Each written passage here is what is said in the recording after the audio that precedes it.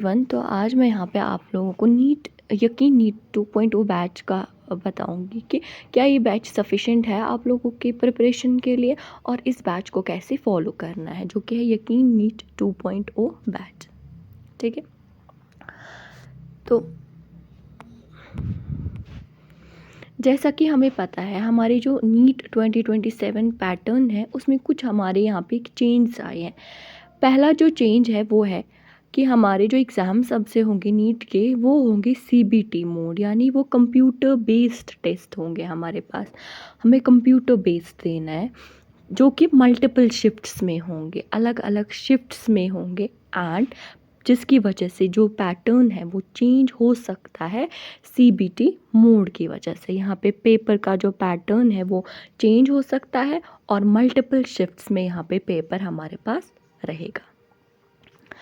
अब ये जो हमारा जो बैच है यकीन नीट 2.0 जो कि ऑनलाइन बैच है पीडब्ल्यू का, ये जो बैच है यहाँ पे जो अलग अलग टीचर्स अलग अलग सब्जेक्ट को ना ही पढ़ाते हैं बट यहाँ पे हमें फील करवाते हैं कॉन्सेप्ट को।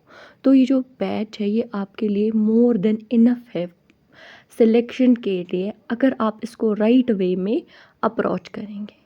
ओके, तो आपको क्या करना है, पहले आपको बैच से डिटेल लेक्चर में सारी पढ़ाई करनी है जिस जिस टीचर से आपको कंफर्टेबल लगे, डिटेल। और इस चैनल में फिर मैं रिवीजन करवाती हूँ। जैसे कि आपने फॉर एग्ज़ाम्पल लिविंग वर्ल्ड पढ़ा डिटेल में, बॉटनी पढ़ा आपने, बॉटनी सर से आपने लिविंग वर्ल्ड डिटेल में पढ़ा, तो क्या हो जाता है फिर जब आपको उसको नेक्स्ट टाइम रिवाइज़ करना होता है तो ये तो पॉसिबल नहीं है कि हम हर कोई लेक्चर फिर से देखें। तो उसके लिए मेरे रिवीजन लेक्चर अपलोड किए हैं जो कि आपको रिवाइज़ करवाएंगे हर एक चीज़ को विद इन नो टाइम। जब आपका फ्री टाइम हो आप वो वीडियो लेक्चर उठाएंगे और उससे रिवीजन करेंगे। और दूसरी बात, क्लास में तो पीवाईक्यूज़ करवाएंगे बट फिर एट द एंड जब आपका चैप्टर कंप्लीट होता है तो आपको सारे पीवाईक्यूज़ एक ही जगह करने होते हैं। वो पीवाईक्यूज़ मैं यहाँ पे प्रोवाइड करती हूँ फ्रॉम लास्ट 38 ईयर्स। तो हाँ, इस चैनल में मैं रिवीजन वीडियोस डालती हूँ और पीवाईक्यूज़ वीडियो, और अगर किसी को कोई कन्फ्यूजन होता है वो भी मैं क्लियर करती हूँ। बाकी पढ़ना तो आपको डिटेल में ही है बैच के वीडियोस से। ओके, नाउ अब फिज़िक्स के लिए यहाँ पे हमारे पास 2 ट्यूटर्स हैं, आप देख सकते हैं। जिनसे आपको अच्छा लगे आप उनसे कर सकते हैं। जैसे ये है हमारे पास एमआर सर, ये है हमारे पास यहाँ पे सलीम सर। तो जिनसे आपको खुद कंफर्टेबल रहे उनसे आप फिज़िक्स यहाँ पे पढ़ सकते। अब फ़िज़िकल केमिस्ट्री के लिए हमारे पास एक तो अमित सर है और सुधांशु सर है। फिर आया यहाँ पे ऑर्गेनिक के लिए हमारे पास पंकज सर है और यहाँ पे शुभ कुमार सर है। फिर है इनऑर्गेनिक के लिए मोहित सर है एंड ओम सर है। वैसे ही जुअलॉजी के लिए समाप्ति मैम है and Akanksha ma'am. And botany यहाँ पे हमें विपिन सर पढ़ाएंगे एंड रुपेश सर पढ़ाएंगे। तो आप अकॉर्डिंगली जहाँ से आपको कंफर्टेबल लग रहा है वहाँ से अपना टीचर सेलेक्ट करिए, बट एक ही बार में सेलेक्ट करिए। ऐसा नहीं कि आप स्विच करेंगे टीचर्स को। आप एक जेन्युइन डिसीजन ले किन से आपको समझ आता है, एक ही बार में ले और उसे से पढ़ें। अब हाउ टू बीट फिज़िक्स और केमिस्ट्री, बहुत ऐसे कुछ 4 सिंपल पॉइंट्स है। अगर ये फॉलो हो गए आपकी जो फिज़िक्स केमिस्ट्री है आपके फिंगर टिप्स पे रहेगी। पहला, फॉलो एनसीईआरटी सीक्वेंस। हमारी एनसीईआरटी में हमें खाली बायोलॉजी के लिए फॉलो नहीं करनी होती है, फिज़िक्स और केमिस्ट्री के लिए भी फॉलो करनी होती है। तो पहले हम क्या करेंगे, एनसीईआरटी सीक्वेंस के एनसीईआरटी में टॉपिक वाइज क्या सीक्वेंस है, कोई एनसीईआरटी का टॉपिक स्किप तो नहीं हो रहा है, वो आपको मेक श्योर करना है। और दूसरी बात, बहुत इम्पॉर्टेंट बात है, पहले हम अपने बेसिक्स क्लियर करेंगे। जब तक हमारी जो बेसिक्स है वो स्ट्रॉन्ग नहीं होगी तब तक हम एडवांस तक नहीं पहुंच पाएंगे। तो हमें पहले अपने बेसिक्स क्लियर करने हैं। जैसे बेसिक्स में आता है बेसिक मैथ आता है, इंटीग्रेशन डिफरेंशिएशन आता है, हमारे पास AP सीरीज़ आती है, डैश बहुत सारे आ जाते हैं जो कि यहाँ पे बेसिक्स होते हैं। तो पहले हम अपने बेसिक्स क्लियर करेंगे, उसके बाद हम धीरे धीरे धीरे एडवांस लेवल तक पहुँच जाएंगे। जो कि मेरा पर्सनल फेवरेट टीचर है फिज़िक्स के लिए, वो है MR सर, जो कि हमें फ़ील के साथ पढ़ाता है। फिर उसके बाद तीसरा स्टेप आपका होगा PYQs, जहाँ पे पहले आप नीट के PYQs, JEE मेंस के PYQs और सेलेक्टेड JEE एडवांस के PYQs, इनके लिए आपको कहीं जाना नहीं है, आपके बैच में ही ये सब कुछ। अगर आप फ़िज़िक्स MR सर से पढ़ोगे तो आप देखोगे सब कुछ करवा रहे हैं, सलीम सर भी करवा रहे हैं ये सारे नीट के भी, JEE मेंस के भी और JEE एडवांस के भी। और सबसे ज़्यादा इम्पोर्टेंस प्रैक्टिस मोर, जितना आप प्रैक्टिस करोगे उतना आपका कॉन्सेप्ट क्लियर होगा, उतना आपको फ़िज़िक्स ईजी लगेगा, केमिस्ट्री ईजी लगेगा, क्योंकि physics chemistry particularly physical chemistry it's all about numericals. Now how to beat biology. अब बायोलॉजी में हमें क्या क्या स्टेप्स फॉलो करने हैं। पहला, फॉलो NCERT ब्लाइंडली। अगर आप देखोगे नीट 2026 का पेपर या रीनीट 2026 का पेपर, पूरा पेपर NCERT बेस्ड ही था। तो you just need to follow NCERT blindly and clear your concepts. देखो क्या होता है बायोलॉजी में, कुछ ऐसे बच्चे हैं जिनका बायोलॉजी अच्छा खासा होता है, कुछ है जिनको भी स्टार्ट करना है, पर दोनों केसेस में आपको पहले अपने कॉन्सेप्ट्स क्लियर करने हैं। जब आपके कॉन्सेप्ट्स क्लियर होंगे, लाइक आपने कोई टॉपिक उठाया, जब आप उस टॉपिक को खुद को एक्सप्लेन कर पा रहे हो in your language, in your अपनी लैंग्वेज में आप उसको एक्सप्लेन करवा रहे हो, दैट मीन्स आपका उस टॉपिक के रिलेटेड कॉन्सेप्ट क्लियर है। तो पहले आपको वो कॉन्सेप्ट क्लियर करना है, उसके बाद ही हम NCERT पे जाएंगे। NCERT पढ़ना फिर उसके बाद ईजी हो जाता है। और बायोलॉजी में आपको हर कोई जो साइंटिस्ट्स दिए हैं वो करने हैं। डायग्राम्स बहुत ज़्यादा इम्पोर्टेंट है, समरी नहीं भूलनी है, डेट्स नहीं भूलनी है, ये सब कुछ आपको करना है। NCERT रीड करनी है, अपने कॉन्सेप्ट्स क्लियर करने हैं। लेक्चर्स अगर आप किसी ने क्या किया होता है, उन्होंने पहले ही बायोलॉजी पढ़ी होती है तो उनको ज़्यादा लेक्चर्स देखने की ज़रूरत नहीं होती, तो वो लोग क्या करते हैं, फिर वो लोग लेक्चर जब उनका क्लास एंड होता है तो वहाँ से वो नोट्स डाउनलोड करके नोट्स पढ़ते हैं, नोट्स का रिवाइज करते हैं और फिर वहाँ से अपना कॉन्सेप्ट को ज़्यादा स्ट्रॉन्ग करते हैं और NCERT पढ़ते हैं। एंड डोंट स्किप PYQs ही हमें बताता है कि हमारी तैयारी कैसे चल रही है, क्या ट्रेंड रहा है पिछले साल। ठीक है, अब सबसे ज़्यादा इम्पॉर्टेंट बात यहाँ पे, that is how to follow batch for physics and chemistry. पहला चीज़ जो आपको मेक श्योर करना है कि आपको कोई बैकलॉग नहीं होने देना है। अगर आपका बैकलॉग हो गया तो फिर आपको ना रिवीजन करने के लिए टाइम मिलेगा, ना टेस्ट देने के लिए टाइम मिलेगा, ना नोट्स बनाने के लिए टाइम मिलेगा।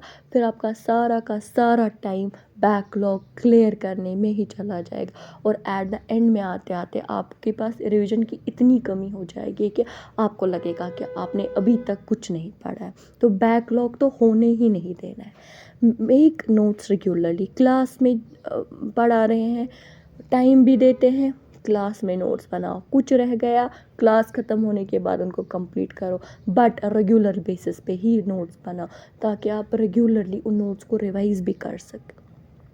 Before starting class make sure to revise previous class notes. जैसे आपने क्या किया, आपने आज का लेक्चर दिया, जैसे कल उसका पहला लेक्चर था यकीन नीट का बेसिक मैथ्स का लेक्चर था और लेट अस सपोज आज आपका दूसरा लेक्चर है, तो आज दूसरे लेक्चर देने से पहले आप अपने पिछले लेक्चर के नोट्स खोलोगे, उनको 10 मिनट्स रिवाइज करोगे, फिर आप अपने नेक्स्ट क्लास दोगे। ठीक है, इससे क्या होगा कि आपका जो रिवीजन है वो ज़्यादा से ज़्यादा स्ट्रॉन्ग होगा और आपके कॉन्सेप्ट जो आपने पढ़े हैं वो आपके दिमाग में स्टोर हो जाएंगे। Do DPPs and practice sheets regularly. हमारे बैच जो है इसमें प्रैक्टिस शीट भी प्रोवाइड करते हैं हर 2-3 लेक्चर्स के बाद, वो तो करने हैं एंड डीपीपी आपको डेली बेसिस पे ही करनी है। डीपीपी जो है वो आपको फिर एज अ कि आपने जो कॉन्सेप्ट पढ़ा है उसका एप्लीकेशन होता है, क्या क्या आपको क्वेश्चन सॉल्व करने आ रहे हैं। Do all P Y Q once. देखो क्लास में तो पी वाई क्यूज़ करवाते ही है टॉपिक वाइज, लाइक आपने फॉर एग्जांपल आज बेसिक मैथ्स में आपने साइंटिफिक फिगर्स पढ़े, तो सॉरी सिग्निफिकेंट फिगर्स पढ़े, तो उसी के साथ साथ आपको पी वाई क्यूज़ भी करवाएगा। बट जब आपका चैप्टर एंड होगा, ख़त्म होगा, तो आप क्या करोगे, पूरे चैप्टर के एक साथ पी वाई क्यूज़ करोगे। That is more than sufficient. Make short notes, और आपको क्या करना है, आपको शॉर्ट नोट्स भी साथ साथ बताने। देखो शॉर्ट नोट से क्या होगा, लेट अस सपोज आपने एक चैप्टर पढ़ा, आपने बेसिक मैथ्स पढ़ा, इसके आपके पास लॉन्ग नोट्स आ गए 10 15 20 पेज। आप जब आपको नेक्स्ट टाइम रिवाइज करना होगा, क्या आप 20 पेज खोलोगे और रिवाइज करोगे? नहीं। इसके बाद जब आपने एक पर्टिकुलर चैप्टर XYZ कंप्लीट किया, आप उठाओगे और उसके शॉर्ट नोट्स बनाओगे। शॉर्ट नोट्स या आपके बैच में भी मिलते हैं, नहीं तो अगर आप खुद बनाओगे तो वो बहुत ज़्यादा अच्छा रहेगा। शॉर्ट नोट्स आप ऐसे बनाओगे कि आप उसमें इंपॉर्टेंट फॉर्मूलाज, इंपॉर्टेंट कॉन्सेप्ट्स लिखोगे, 1-2 पेज का शॉर्ट नोट बनाओगे, ताकि जब नेक्स्ट टाइम आपको रिवाइज करना होगा तो आपके लिए बहुत ज़्यादा ईजी हो जाए। After a gap of 3 to 4 days revise previous chapter. बहुत ज़्यादा इंपॉर्टेंट है कि क्या होता है, हमने कोई चैप्टर पढ़ा, उसके हमने क्वेश्चंस लगाए बहुत सारे PYQs के, फिर क्या होता है, हम महीनों तक उस चैप्टर का रिवाइज नहीं करते हैं। फिर जब हम उसको नेक्स्ट टाइम देखते हैं, हमें लगता है कि हमने तो ये चैप्टर पढ़ा ही नहीं है कभी। ऐसी मिस्टेक नहीं करनी है। आपने एक चैप्टर कंप्लीट किया, फिर 3 दिन हो गए, 4 दिन हो गए, फिर से वो चैप्टर खोला, फिर से उसको रिवाइज़ किया। हाँ, जब आप दूसरी टाइम रिवाइज़ करोगे, आपको उस चैप्टर को रिवाइज़ करने में मे बी 2 घंटे लगे। फिर जब आप और नेक्स्ट टाइम रिवाइज़ करोगे, मे बी आपके पास 1.5 आवर लगे।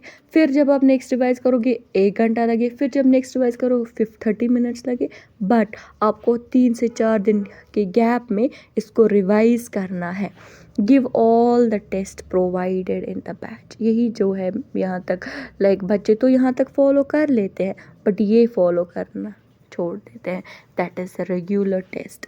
टेस्ट की जो इम्पोर्टेंस है वो बहुत ज़्यादा है, लाइक 30-40-50% तक रोल जो प्ले करती है वो है टेस्ट। आपको रेगुलर टेस्ट देना है ताकि आपकी मिस्टेक्स का पता चले, ताकि आपको पता चले आप आखिर में मिस्टेक्स कहाँ पे कर रहे हो। That is give all the test provided in the batch. जितने भी टेस्ट्स है रेगुलर, चाहे आपने प्रिपेयर किया हो या ना किया हो, चाहे आपने 50% प्रिपेयर किया हो, 60%, आपको हर कोई टेस्ट देना है और उसका सेल्फ एनालाइज करना है। आपको देखना है कि आखिर आप लैग कहाँ पे कर रहे हो, जिसके लिए आपको एक मिस्टेक नोटबुक बनानी है।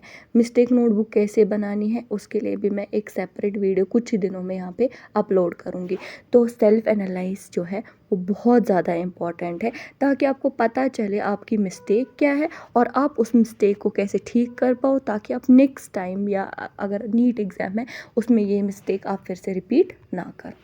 फिर है इसके बाद how to follow batch for biology.